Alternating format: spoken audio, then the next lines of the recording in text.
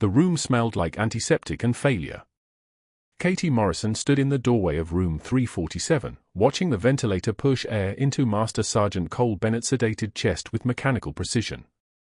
She didn't move. Not yet.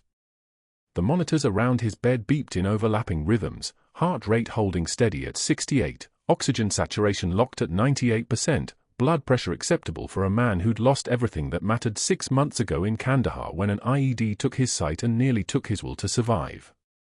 She waited until the hallway outside was empty.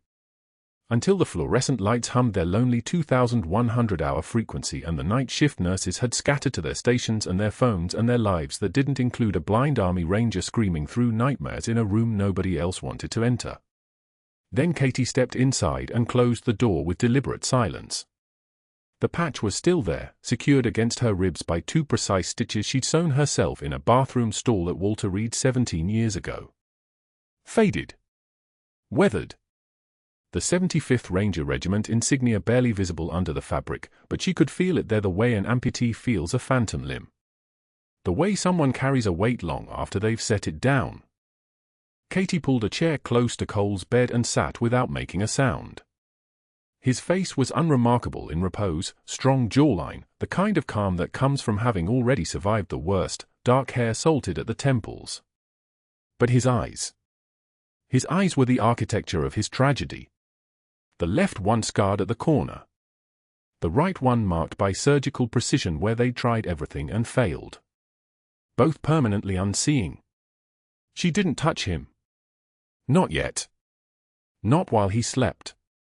That would come later, when the medication wore thin and the nightmares started, when he'd thrash against the restraints they'd had to apply after the 3rd time he'd yanked out his own 4-line, convinced he was back in that convoy, convinced if he could just move faster, just run harder, he could outrun the blast radius that had already caught him. The night stretched ahead. Katie had done the math on her break. 2 hours and 40 minutes of uninterrupted documentation work meant her presence in this room was technically voluntary. Off the books.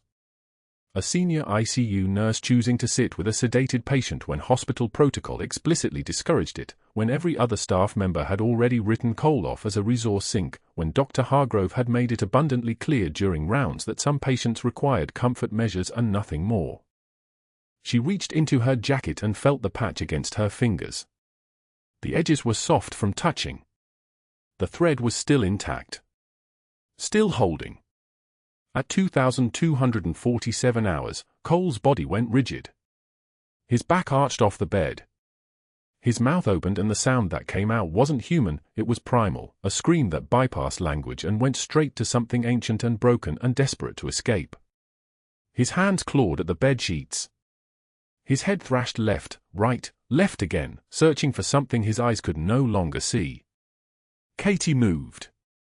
Not with hesitation. Not with the tentative motions of a concerned caregiver. She moved with the fluid precision of someone whose muscle memory had been forged in places where hesitation meant death. Her hands found his shoulders and held them down with pressure that wasn't painful but was absolutely, undeniably firm.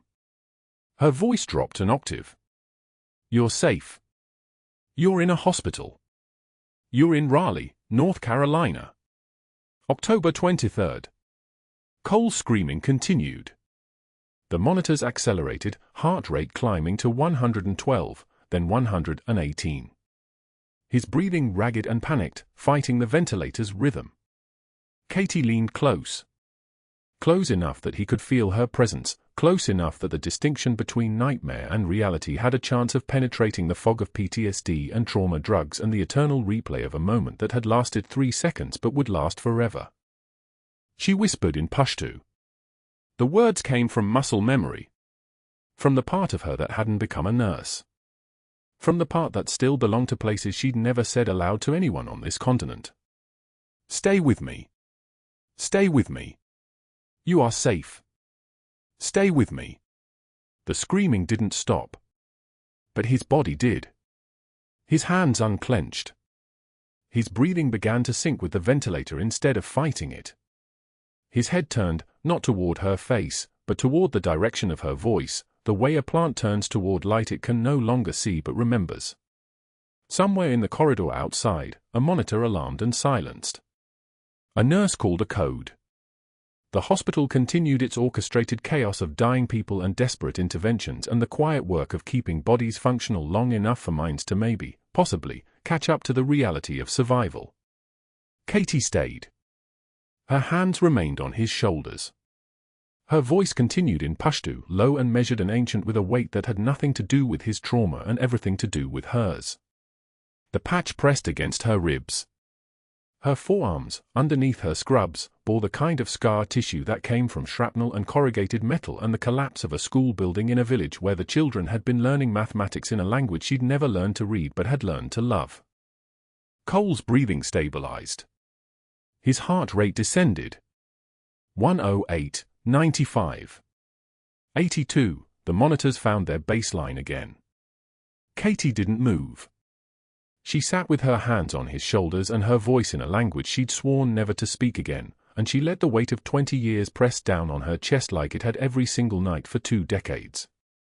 At 2,301 hours, a shadow appeared in the small window of room 347's door. Katie saw it in her peripheral vision. She didn't acknowledge it. She didn't turn. She kept her hands where they were and her voice in that language and her presence in that moment because Cole Bennett's body had finally stopped fighting. The shadow remained for exactly 7 seconds. Then it was gone. But Katie felt it. The moment someone decided she was a problem. The moment her compassion transformed into something that looked, from the outside, like insubordination. The moment her presence in this room became more dangerous to the hospital's metrics than her absence. She pulled the chair closer. She let Cole's sedation pull him back into the space between nightmares, and she sat with the faded patch pressed against her ribs and the scar tissue in her forearms and the memory of a 10-year-old boy who'd grown up into a master sergeant who had no idea that the nurse whispering Pashto in the darkness had been the last hands to hold him as his school collapsed 20 years ago in Kandahar. Cole's body relaxed completely now. His blind eyes, those terrible, permanent, unseeing eyes, drifted closed. His breathing became the breathing of genuine sleep for the first time in 74 hours. His monitors showed something close to normal. Something close to healing. Katie sat in the dark and waited for the sun. She waited for the moment Dr. Hargrove would pass the window at 0600 hours during rounds. She waited for the moment he would see her sitting there, for the 3rd time that shift, with a patient he'd already written off as beyond meaningful recovery. She waited for the moment he would decide that her presence was a liability. But that wasn't the worst part. The worst part was that she already knew what was coming.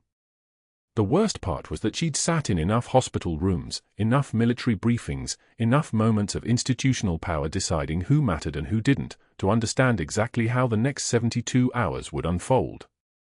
For now, she sat in room 347 at Oak Creek Memorial in Raleigh, North Carolina, with her hand steady and her voice quiet and her heart doing everything it could to keep from fracturing into pieces 20 years old.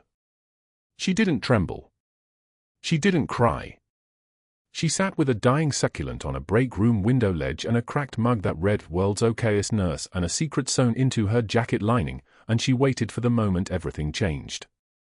Dr. Hargrove entered room 347 at 0800 with the kind of authority that made junior residents step back. Morning rounds. Cole Bennett's family occupied every available chair, his wife Sarah in the corner with her arms crossed, 2 teenage daughters on the windowsill, his father standing rigidly near the door like a man who'd learned to brace for impact. Katie was adjusting Cole's for flow, her movements precise, her face composed. She didn't look up when Hargrove cleared his throat. "Nurse Morrison." His voice carried the particular weight of someone accustomed to being obeyed. This is what happens when staff ignore efficiency protocols. He held up a timesheet. The paper crackled in his grip like an indictment. 47 minutes of unauthorized patient contact last night. With a patient I've already classified as beyond meaningful recovery. He turned to the family. "I want you to understand that while our nursing staff means well, sometimes compassion becomes a liability. A distraction from proper medical care."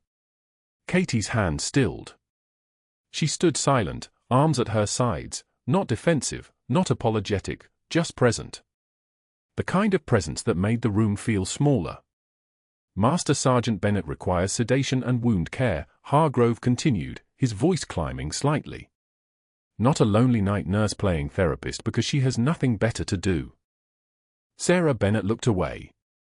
One of the daughters grabbed her sister's hand. Cole, sedated and bandaged, didn't move. Katie took one measured breath. The fluorescent panel above hummed its mechanical song. She let the silence sit for exactly 2 seconds, not quite defiant, not quite submissive. Then one tear escaped, sliding down her cheek. She wiped it without breaking eye contact with Hargrove, her jaw muscle tight as a clamped valve. Master Sergeant Bennett deserves better than a doctor who's given up on him, she said quietly. Her voice didn't waver. Didn't crack. And so does every patient in this hospital. Hargrove's face reddened like a blood pressure spike. His mouth opened. Closed. For a moment, no one breathed. That, he said finally, is insubordination. He didn't wait for a response. He turned on his heel and walked out, his white coat snapping against his legs like a flag. Katie returned to adjusting Cole's lines. Her hands didn't tremble. Her breath came steady. But beneath her scrubs, her heart was running at 128 beats per minute. By 10:30, Hargrove had written her up on the public board in the nurses' station, the whiteboard visible to all staff, the one used for shift assignments and courtesy notices. Under a new category he'd created, performance issues. Morrison, time theft, insubordination. Unauthorized extended patient contact. Failure to follow protocol directives. 13 words. That's all it took to transform Katie from a nurse into a problem that needed solving.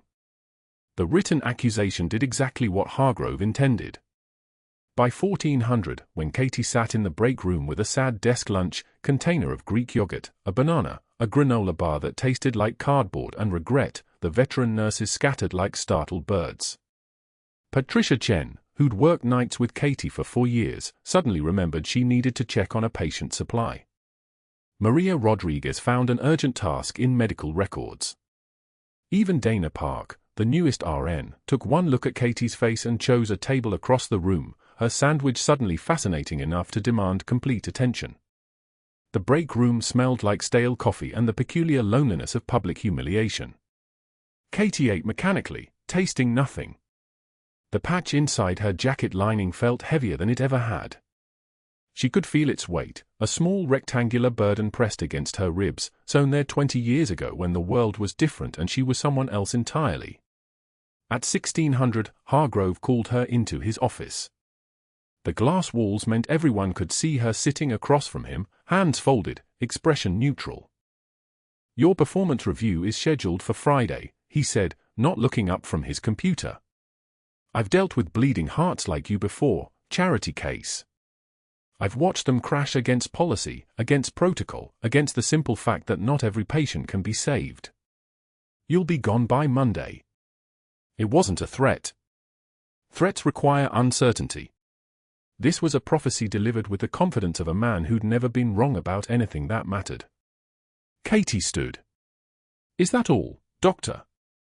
That's all. She left his office and returned to the unit. The shift ended at 1900. She should have gone home. Instead, she sat in her car in the parking lot for 17 minutes with her hands gripping the steering wheel, watching rain collect on the windshield and wondering if there was an honorable way to walk away from someone who was still dying. At 2100, she returned to Oak Creek Memorial for her night shift. Cole Bennett was in room 347, sedated and breathing, his world entirely darkness whether his eyes were open or closed. Katie moved through her nursing tasks with the kind of precision that left no room for criticism, vital signs documented, medications administered, equipment checked twice. The protocol Catherine Morrison followed was the only thing Dr. Hargrove couldn't weaponize against her. At 0200, when the night was deepest and the hospital held its breath between emergencies, Cole stirred beneath his sedation. I remember, he whispered through the fog. His blind eyes moved beneath closed lids. A voice. Kandahar. A school. Someone pulled me, someone whispered. Katie's hand stilled. The syringe in her left hand hung suspended. She touched the patch inside her jacket. Not visible. No one watching. Just her hand against her own ribs, feeling the stitching, the faded embroidery of a unit designation stitched by someone else's hands 2 decades ago in a different life. Cole's voice faded back into sedation. Katie finished her medication rounds. She documented. She sat with a patient whose wife had abandoned him and whose father had decided that comfort care meant something closer to surrender. She whispered in Pashto because it was the language of her hands, the language of that 10-year-old boy who'd grown into a blind ranger who still somehow recognized a voice he'd only heard once, in the worst moment of his life, speaking in a language not many Americans spoke. "Stay with me." That's what she'd whispered then. "Stay with me, I've got you, I've got you." At 0400, Dr. Hargrove arrived unexpectedly, not for rounds, just to be seen, to remind the unit that he was always watching, always present, always winning. He reviewed Katie's documentation with a precision that bordered on obsessive. Vitals recorded at exact intervals. Medications timed and dosed correctly. Care notes clean and professional. Not one gap. Not one mistake. Nothing that could be weaponized. He stood in the doorway of Cole's room watching Katie work, and she felt the weight of his attention like pressure against her spine. "Transfer papers are being processed," he said quietly. "Long-term sedation facility in Raleigh County. 48 hours." Katie continued working without acknowledging him. "When Master Sergeant Bennett is transferred, your little emotional project ends. And then we deal with your employment situation. Permanently." But that wasn't the worst part. At 0200 hours, the heart monitor beeped its steady rhythm like a metronome counting down to nothing. Katie Morrison stood at the bedside in room 347, checking Cole Bennett's oxygen saturation with the kind of attention most night shift nurses reserved for their phones. The pulse oximeter read 91%. Normal. Safe. The kind of number that meant she could move to the next patient, the next room, the next hour of a shift that had already lasted forever. She reached for the blood pressure cuff. Cole's chest rose and fell in the mechanical pattern of the ventilator, a sound like bellows working an invisible forge, pushing air into lungs that no longer knew how to breathe on their own. 2 days post-op. Still sedated. Still climbing toward the kind of recovery that Dr. Hargrove had already written off in his notes with the clinical precision of a man who had decided a patient's future before the patient had even woken to face it. Katie had read those notes. She always read the notes. Not because she was defying protocol, but because understanding the full picture meant the difference between noticing change and missing it entirely. The blood pressure was solid, 128/72. Good perfusion. She jotted it down in the electronic chart, movements efficient, practiced, the kind of automatic competence that comes from doing the same task 10,000 times. Night shift in ICU wasn't dramatic. It was vigilance. It was noticing. It was the small act of paying attention when everyone else had already moved on. She was turning toward the door when something made her stop. Not a sound. Not a change in the monitor. Just the kind of instinct that lives in the nervous system of anyone who has ever held a life that was trying to slip away. She turned back. The oxygen saturation had dropped to 88%. Katie moved closer. Her eyes tracked the monitor, 88, 87, declining steadily like a clock winding backward. She placed her stethoscope against Cole's chest, starting at the left side. Clear. Air moving. Normal breath sounds moving through the lungs with the whisper of wind through a corridor. She moved to the right side. Nothing. Silence. The kind of silence that screams. She didn't call for help yet. She checked for tracheal deviation. The windpipe shifted slightly toward the left, pushed by pressure building on the right side of his chest. Jugular veins distended like ropes pulled taut. The hypoxia deepening. The picture crystallizing in her mind with the terrible clarity of something she had seen before, something her hands already knew how to fix. Tension pneumothorax. A collapsed lung. Air trapped in the pleural space, building pressure like a fist squeezing the heart.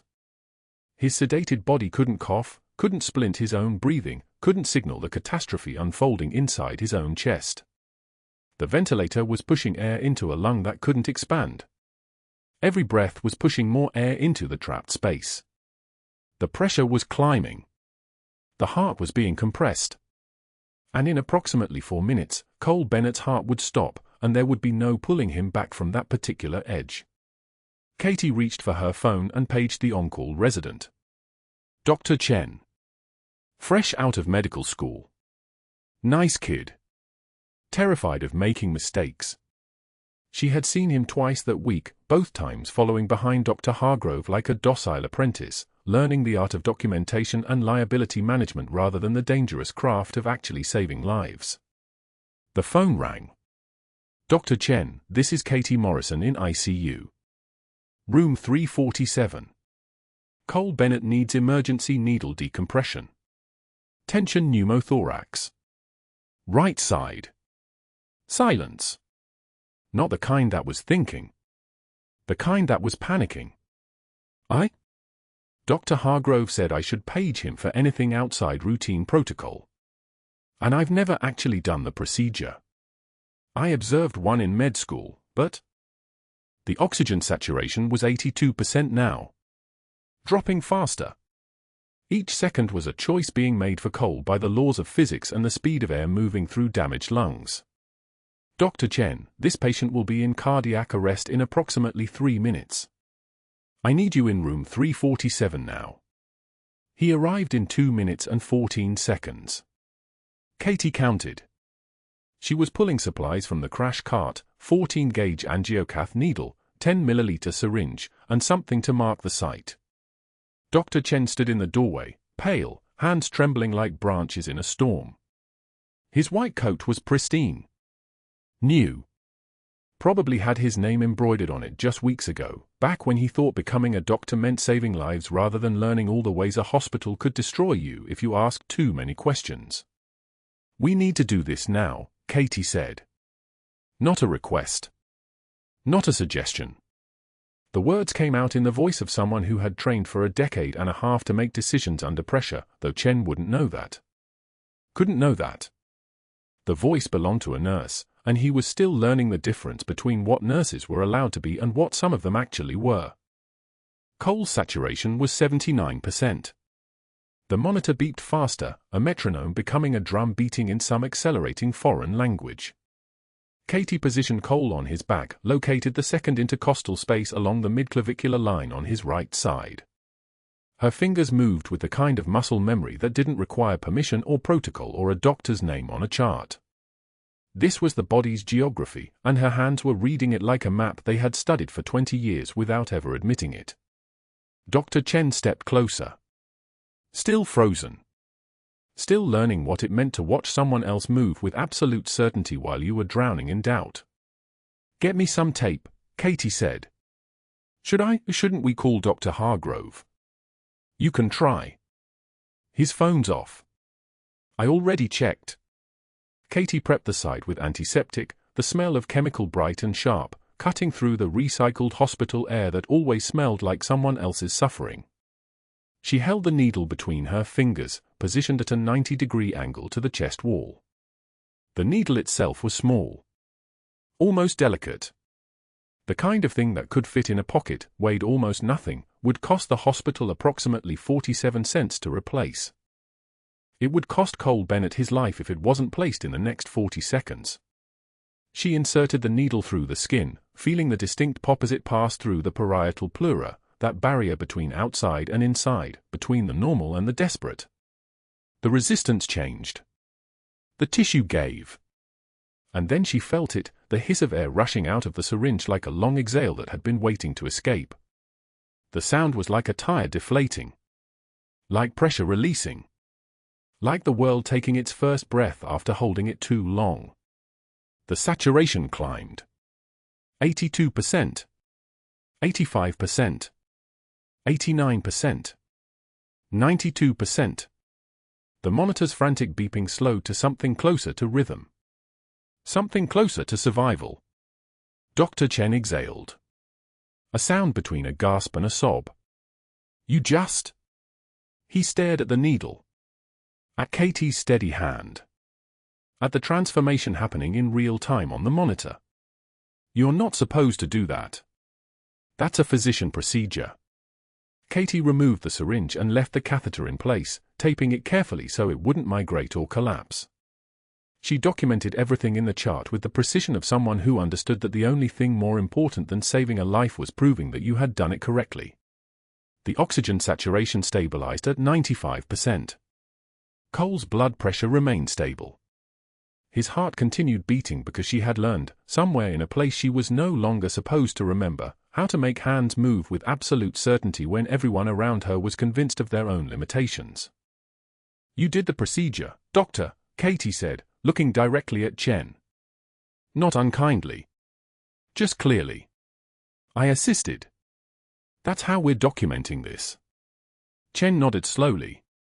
The kind of nod that was gratitude and complicity and the beginning of understanding that sometimes the most important thing a junior doctor could learn was recognizing when someone else knew more than you did and having the humility to let them work. Katie paged Dr. Hargrove again. Again, his phone went to voicemail. She left no message. Documentation was sufficient. By the time he listened to that recording, if he ever did, it would be too late to claim he had missed the call. It would be too late to pretend he didn't understand that a nurse had just performed a procedure that was supposed to require a physician's name and license and willingness to be responsible. By 0600, Cole Bennett was awake. The first thing he did was try to open his eyes, and the second thing he did was remember that his eyes no longer worked. The brief flash of hope followed by the return of darkness was a small cruelty, but he bore it with the kind of quiet acceptance that comes from having already survived the worst parts of being alive. His breathing was strong now. Clear. The ventilator was weaning him off already, his own lungs taking over the work of staying in the world. He turned his head toward the sound of Katie's footsteps. She wore soft-soled shoes, but he could hear the subtle shift of weight, the almost silent tap of sole on tile. The auditory world had become his only geography since the IED had taken his vision. "Who's there?" Cole asked. "Just your nurse." He lay still for a moment. The sound of her voice seemed to move something in him. Not shock. Not recognition. Just something older and deeper, buried in the place where memory lives before it becomes conscious enough to name. "You have a kind voice," Cole said quietly. "I've heard it before. Long time ago." Katie said nothing. She checked his pulse, his blood pressure, the catheter site. All the small acts of nursing that kept you from having to respond to things you couldn't explain. But her hands, when she thought he wasn't watching, moved to the inside of her jacket, to the faded patch sewn there 2 decades ago, and she felt the rough fabric like an anchor in a current that was threatening to pull her under. What happened next didn't just silence the room. It began the unraveling of everything Dr. Hargrove had built. By 0900 hours, Dr. Hargrove was already on the phone. The sun hadn't cleared the Raleigh skyline when he sat in his corner office on the 3rd floor, door closed, landline pressed against his ear with the kind of pressure that leaves marks.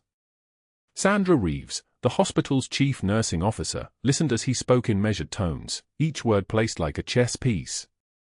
"She performed an invasive procedure without physician oversight," he said. "Needle decompression. Textbook practicing medicine without a license. I have the security footage. I have witnesses." What Hargrove didn't know was that the night shift supervisor, Dr. James Chen, the resident who'd frozen in room 347 while Katie's hands moved like muscle memory incarnate, was already writing a statement. Not the one Hargrove expected. Chen's hands trembled as he typed, "Nurse Morrison's intervention was medically sound. I was incapable of performing the procedure due to panic response. She saved Master Sergeant Bennett's life." Chen hit send and immediately felt the weight of his career shifting beneath him like sand in a rising tide. He'd just made himself Hargrove's next target. But Hargrove moved fast. He called board member Patricia Dennison by 0930, the same Patricia Dennison whose malpractice case he'd buried 3 years ago with a sealed settlement and his own medical testimony that had been, generously interpreted, creative with the facts.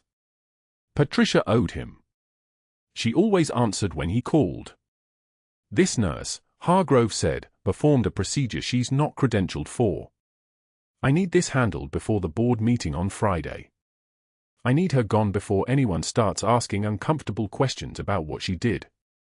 Patricia's voice came back steady. I'll make some calls. This will be closed by end of business today. By 1,000 hours, Hargrove had also contacted Katie's references from her nursing school application. There were only two. The first was her elderly aunt in Connecticut who'd helped pay for her RN program. The aunt had nothing but praise. That wouldn't work. The second was a clinical supervisor from a temporary nursing assignment in Seattle 8 years ago, someone Katie had worked with for exactly 4 weeks before moving to Raleigh. Hargrove didn't know, couldn't have known, that this supervisor, Margaret Huang, had kept Katie's evaluation tucked in a drawer because it was the most glowing professional assessment she'd ever written, exceptional clinical judgment. Calm under crisis. Natural leader. Wasted in floor nursing. Hargrove didn't find what he needed because it didn't exist. Katie Morrison's professional record was pristine. So he changed tactics.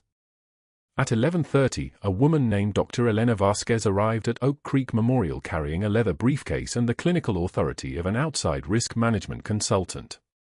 Hargrove had called in a favor with the hospital's insurance carrier, and they'd sent her within hours. She was professional, thorough, and utterly dependent on Hargrove's framing of the situation. He gave her the security footage.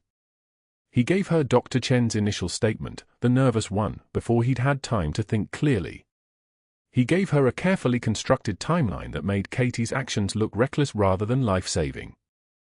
Dr. Vasquez reviewed the 14-minute video clip of room 347 in Hargrove's presence. She watched Katie's hands move, the practiced angle of the needle, the precise location, the hiss of air escaping from Cole's chest cavity as pressure released and his oxygen saturation began climbing from 68 to 75 to 82 to 88 in the span of 90 seconds. She watched Dr. Chen standing frozen beside the ventilator. She watched Katie stabilize her patient. This is extraordinary technical competence, Vasquez said quietly. This is a nurse practicing outside her scope, Hargrove corrected. Look at her confidence. She didn't even consult the resident. She simply acted. That's either arrogance or something worse. Vasquez tilted her head. Or it's someone who knew what needed to happen. Policy is policy, Hargrove said. His voice had a quality like a tank idling in a garage, heavy, mechanical, inexorable. The question isn't whether she saved him. The question is whether she did so within her legal authority to practice nursing. If she didn't, then we have a liability issue. And if we don't act, the state medical board will ask why we allowed a nurse to perform a physician's procedure and did nothing. That was the leverage. That was always the leverage. By 1400 hours, Katie stood in the administrative conference room on the 3rd floor. Hargrove sat across from her, flanked by Sandra Reeves, Patricia Dennison, and another board member whose name Katie didn't catch. The conference table stretched between them like a divide in the earth. Rain hammered the windows behind them. Reeves opened a folder and began reading in the voice of someone delivering a script she'd already agreed to, based on review of security footage and witness testimony. You performed a needle decompression without direct physician supervision.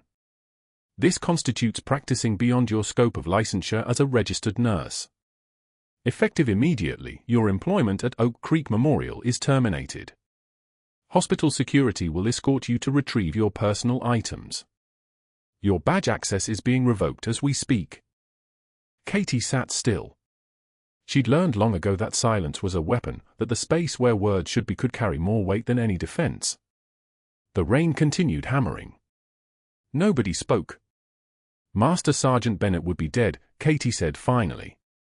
Her voice was low, steady, the kind of calm that comes from having already survived things that would break most people. His oxygen saturation was 68%. He was in tension pneumothorax. He would have arrested in 4 minutes. The resident was incapacitated. There was no physician available. That's not the point, Hargrove said. He'd been waiting for her to speak so he could correct her.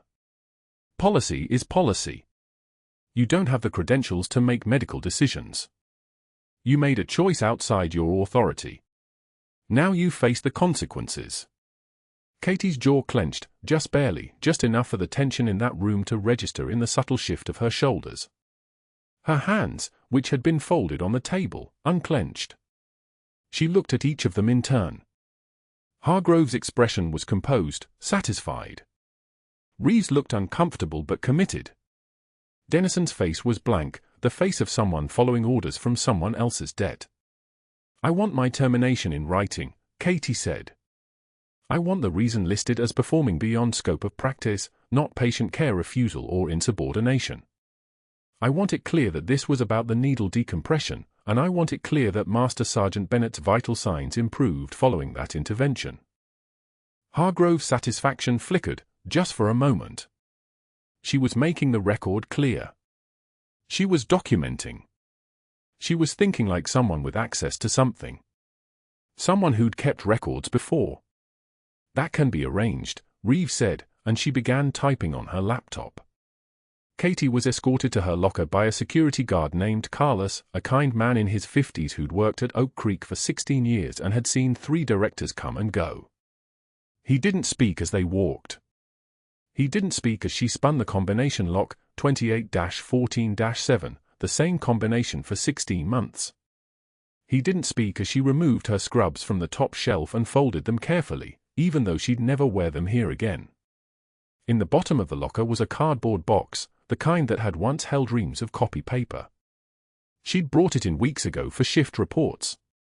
Now she placed 3 items inside it. First was a mug, ceramic, off-white, with the words "World's Okayest Nurse" written in fading script across the front. A gift from a colleague in Seattle before everything changed. The handle had a crack that had spread like a fault line over the past 8 months.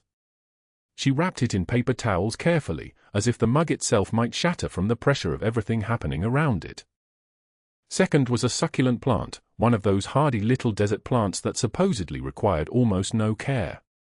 It was dying. The leaves had withered to paper-thin transparency, and the color had faded from green to something the color of old bone. She'd kept it on the windowsill of the break room because it reminded her that even things designed to survive in harsh conditions could wilt under the wrong circumstances. She placed it in the box without wrapping it. Third was a photograph, a printed photo, edges worn soft from handling, image faded slightly by time and the accumulation of moisture and fingerprints. It showed a boy of maybe 10 years old, dark eyes, gap-toothed smile, standing in front of a school building with stone walls and narrow windows. The school in Kandahar province. The school that had collapsed on a March morning in 2004. The school where Katie had found this boy buried under concrete and rebar, unconscious but breathing, weighing maybe 60 pounds in her arms as she ran through mortar fire toward the evacuation point, his small body pressed against her armor plate, her voice in Pashto, stay with me, Beta, stay with me. She didn't know why she kept this photo. She never looked at it. But it lived in her locker because there were some things you couldn't leave behind, only contained. She placed it carefully in the box, face up so the boy's gap-toothed smile looked directly at her. I'm sorry, Carlos said quietly.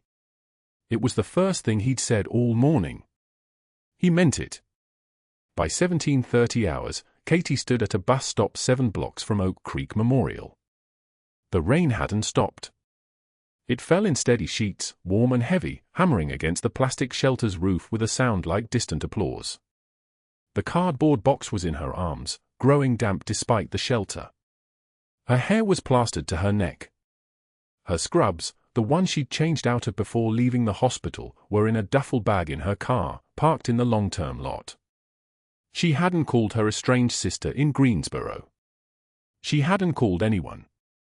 There was nobody to call. Inside her jacket, the one she'd worn for 3 years, the one with the faded 75th Ranger Regiment patch sewn into the lining against her chest, everything was soaked through.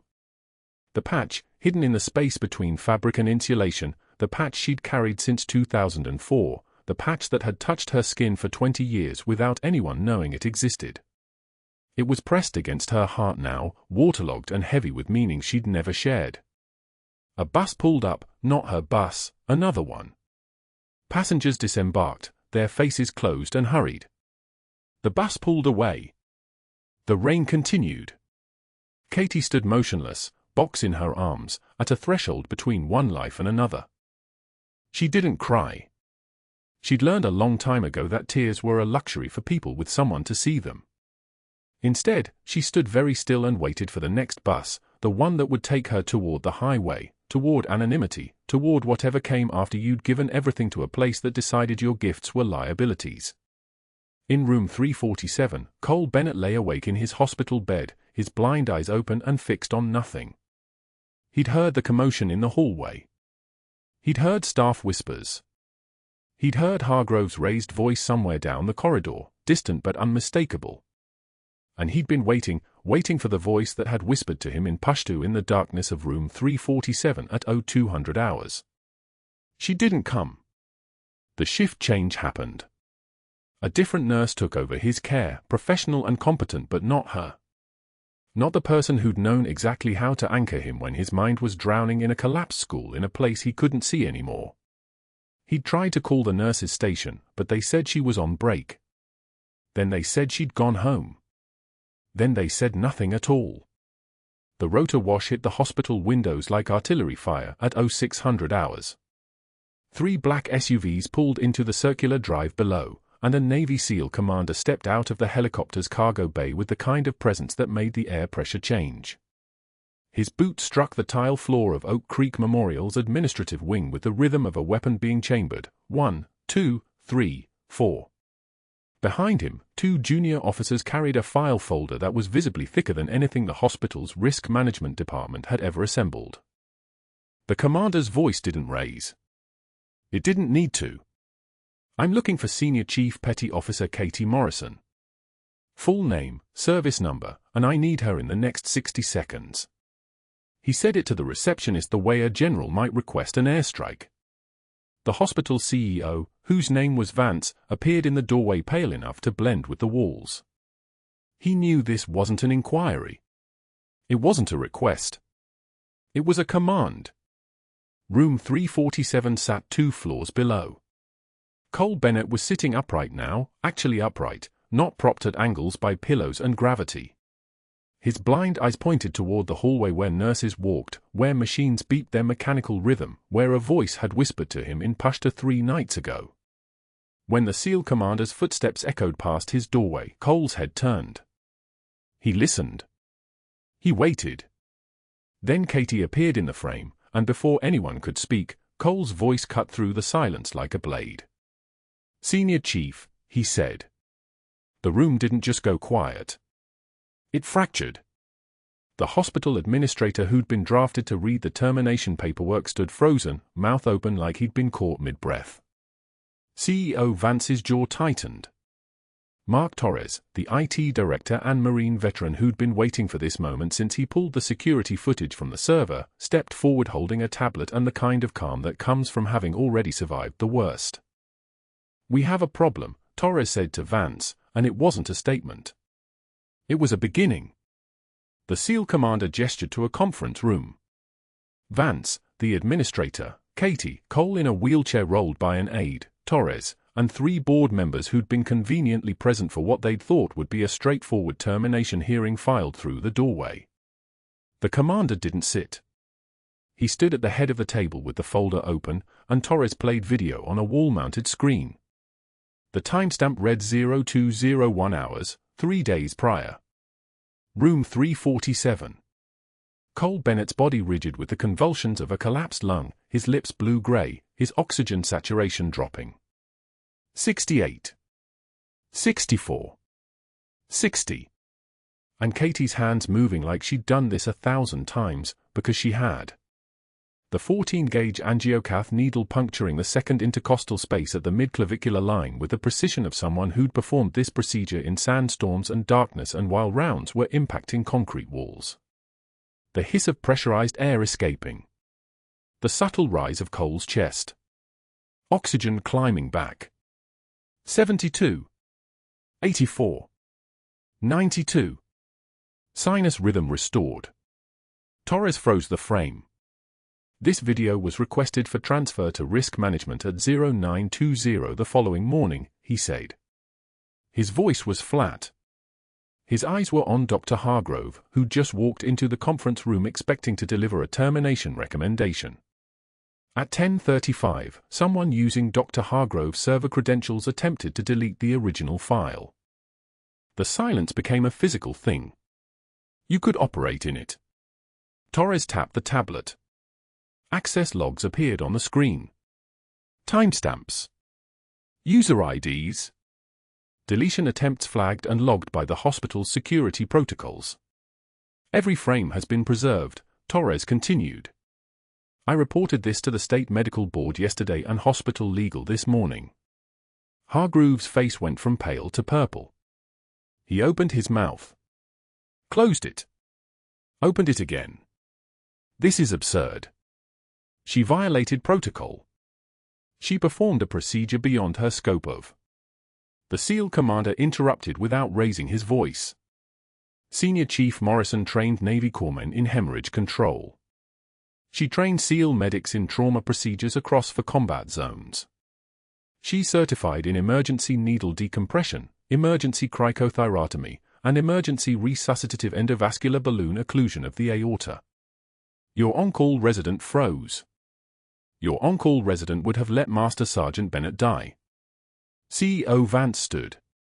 The decision crystallized across his face like frost on glass. Dr. Hargrove, you're suspended pending investigation. Effective immediately.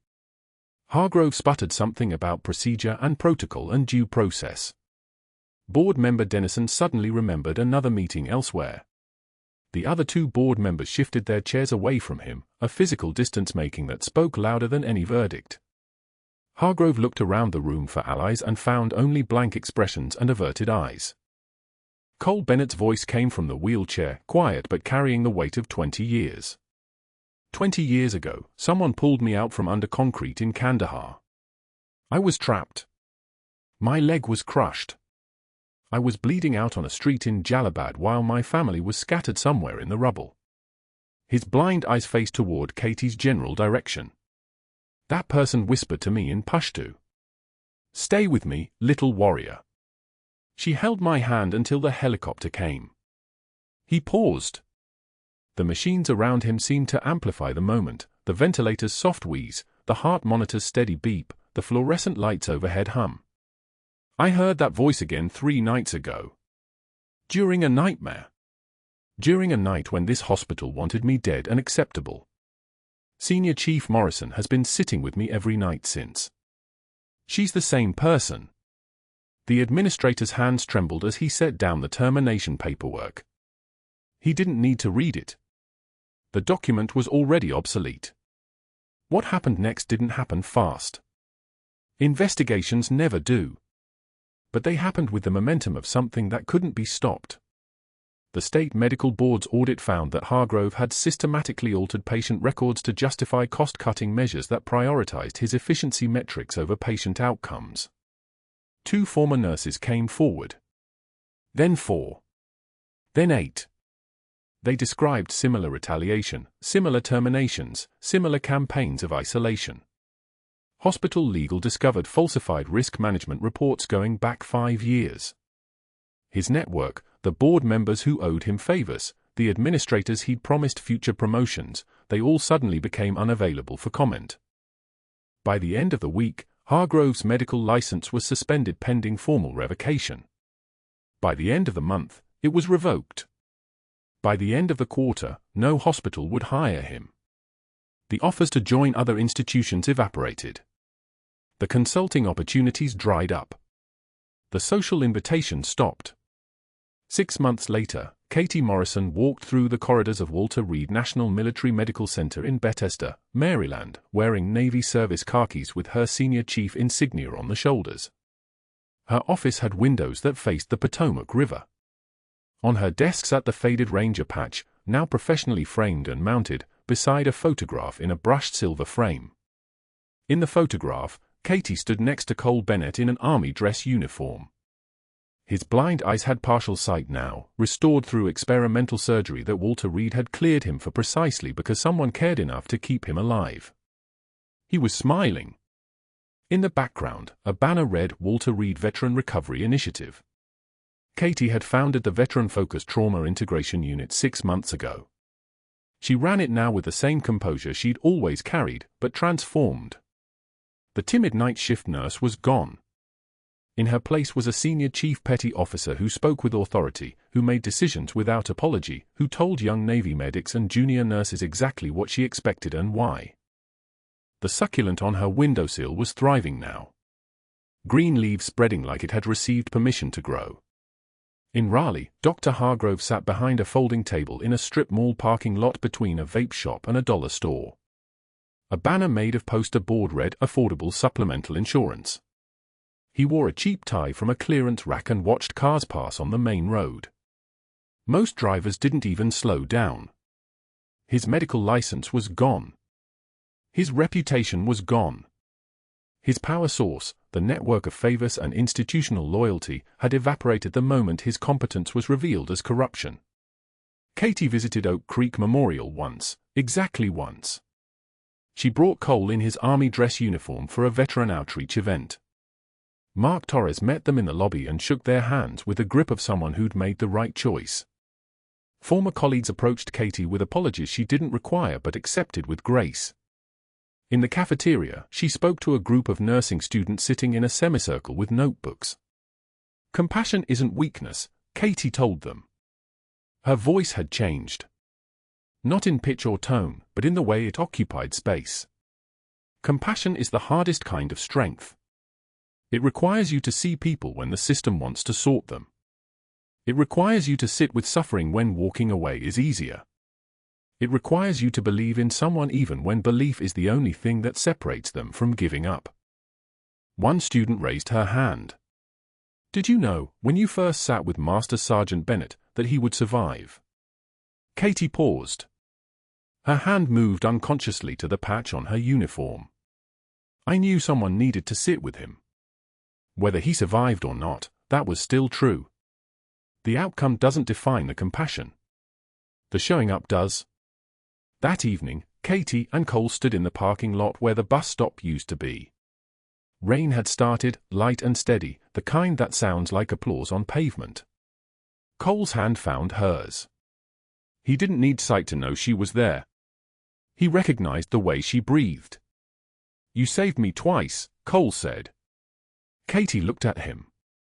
At the uniform. At the medal ribbon on his chest. At the man he'd become because someone in the darkness had refused to let him die. Same person, she said quietly. Different wars. Cole smiled. What you said to Hargrove that day in his office, about deserving better, that's when I knew. When I realized who you were. Katie touched the ranger patch on her uniform, the one she no longer had to hide. The one that lived in sunlight now, framed on a desk in a hospital where people healed. True class is what you do when the lights go out, she said. The rain continued. Somewhere in a strip mall parking lot, a man sold insurance to people passing by. Somewhere in the halls of Walter Reed, a senior chief petty officer built a legacy of healing. And somewhere in the space between them, in the rain, in the memory, in 20 years and 6 months of invisible strength finally made visible, two people who'd saved each other's lives stood in silence, and it was enough. If you found strength in Katie's story, in her refusal to break and her commitment to care, subscribe to this channel and hit the notification bell so you never miss the next incredible story of hidden heroism. Leave a comment below, what would you have done in Katie's position? And if you know someone whose quiet strength deserves recognition, share this story with them. Because true warriors don't always wear medals. Sometimes they wear scrubs.